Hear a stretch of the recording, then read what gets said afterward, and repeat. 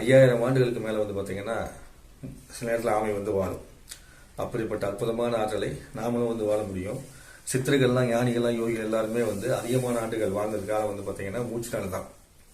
ஒரு நாளைக்கு 21,600 மூச்சு வந்து நம்ம அந்த மூச்சை வந்து எவ்வளவுக்கு எவ்வளவு கம்மியாக நம்ம செலவழிக்கிறோமோ அதை பொறுத்து நம்மளுடைய ஆயுட்காலம் நீடிக்கும். மூச்சு அதிகமாக விடும்போது ஆயுட்காலம் வந்து குறையும்.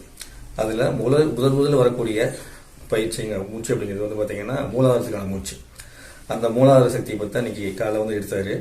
அந்த மூலாதார மூச்சு சரியாக ஒருத்தருக்கு சரியான முறையில் இயங்குச்சு அப்படின்னா அவங்க வந்து ரொம்ப நாள் நல்லா வாழ்வாங்க. அதுபோல் எல்லா வளத்தையும் பெறுவாங்க.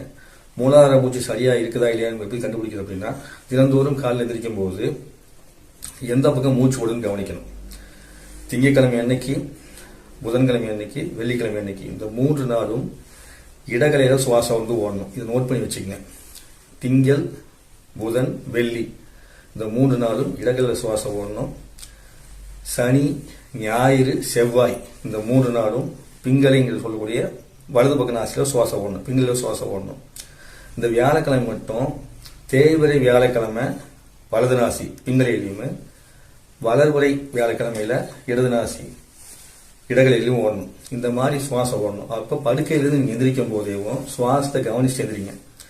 யாருக்காவது சுவாசம் மாறி இருக்குதான்னு கவனிங்க படுத்திருக்கும் போதேவும். அப்போ படுத்திருக்கும் கவனிச்சு மாறிடுச்சுன்னா உங்களுக்கு திங்கட்கிழமை அன்னைக்கு இடது பக்கம் ஓடுது போது வலது பக்கம் ஓடிச்சு அப்படின்னா வலது பக்கம் ஒரு கழிச்சு படுத்துக்கும் கொஞ்சம் நேரம். படுத்துக்கிட்டீங்கன்னா ஆட்டோமேட்டிக்காக இடது பக்கம் சுவாசம் மாறிடும். அப்படி மாறினதுக்கு அப்புறம் நீங்க எந்திரிச்சு வரும்போது உங்களுக்கு அந்த நாள் முழுக்க நல்லா இருக்கும். அப்படி நல்லா இருக்கும் போது அடுத்தடுத்த நாட்கள் வந்து உங்களுக்கு சிறப்பாகிறதுக்கு வாய்ப்பு வந்து உங்களுக்கு வந்து கிடைக்கும். அதே வந்து நீங்க செவ்வாய்க்கிழமை எந்திரிக்கிறீங்க, வலது பக்க நாசியில சுவாசம் ஓடல அப்படிங்கிறத படுக்கையிலேயே படுத்து தெரிஞ்சுக்கிட்டீங்கன்னா இடது பக்கம் ஒரு கழிச்சு படுத்துங்க. அப்படி இடது பக்கம் ஒரு கழிச்சு கை வச்சுக்கிட்டு கால் நீட்டிக்கிட்டு இந்த கை இருக்குல்லையா, இந்த கையை வந்து தொடமையில வச்சுக்கணும். தொடமையில வச்சு படுத்துக்கணும். அந்த மாதிரி இடது பக்கம் ஒரு கழிச்சு படுத்துங்க. இந்த பக்கம் வந்து இந்த வலது பக்கம் ஒரு கழிச்சு படுத்துங்க. கொஞ்ச நேரம் படுத்துக்கும் போதே சுவாசம் மாறும் நீங்க இயங்கலாம். அதே மாதிரி எந்த பக்கம் சுவாசம் ஓடுதோ அந்த காலை தான் நம்ம எடுத்து வைப்போம். சரிங்களா? ஸோ இந்த ஒரு பேசிக் தினத்தை இப்போ ஞாபகம் வச்சுக்கோங்க.